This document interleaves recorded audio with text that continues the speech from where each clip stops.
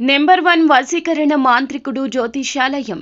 ఎక్కడి వారికైనా ఒక్క ఫోన్ ద్వారా వెంటనే పరిష్కారం చెప్పబడును. స్త్రీ పురుష వశీకరణం, ప్రేమ, పెళ్లి, సంతానం, వ్యాపారం, కుటుంబ సమస్యలు, భార్యాభర్తల గొడవలు, గృహం, స్థలం సమస్యలు, కళ్యాణ దోషము పరిష్కరించబడును. దుష్ట శక్తులు తీయబడును. నాగదోషం తీయబడును. నాగబంధన, గుప్త నిధులు, ధనం, లంకె బిందెల కొరకు గురువు గారిని సంప్రదించండి. మీరు కోరుకున్న వారిని మీ వద్దకు చేర్చాలా? అంజనం వేసి చూపబడును. Guruji phone number 8185066725.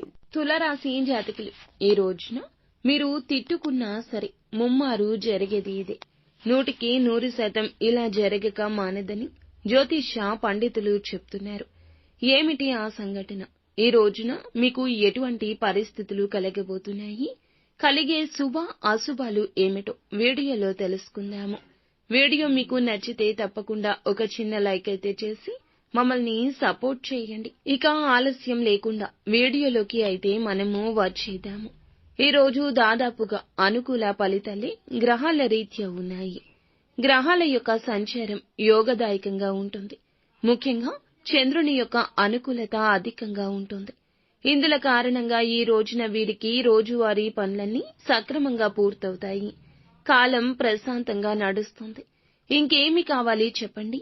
మీ మనస్సు ప్రశాంతంగా ఉంటుంది. పెద్దగా ఇబ్బందులు, కష్టాలు ఏమీ ఉండవు. వృత్తి ఉద్యోగాల పట్ల కూడా ఊరట లభించే విధంగా ఉంటుంది. ఒక మాటలో చెప్పాలంటే చంద్రుడు బాగున్నాడండి. ఈ రాశి వారికి ఏం చేయాలి అనుకున్నా ఈ రోజున అన్ని పనులు కూడా సకాలంలో జరిగిపోతాయి. ఆదాయానికి మించిన ఖర్చులు ఉండొచ్చు. ఖర్చులు ఒక రకంగా మిమ్మల్ని ఉక్కిరి బిక్కిరికి గురి చేస్తాయి. కష్టానికి తగ్గ ప్రతిఫలితం దక్కకపోవచ్చు. అనుకున్నంత రిజల్ట్ కనిపించకపోవచ్చు. కానీ మీ మనసు దేన్ని పట్టించుకోదు. ఈరోజు ప్రశాంతంగానే ఉంటారు.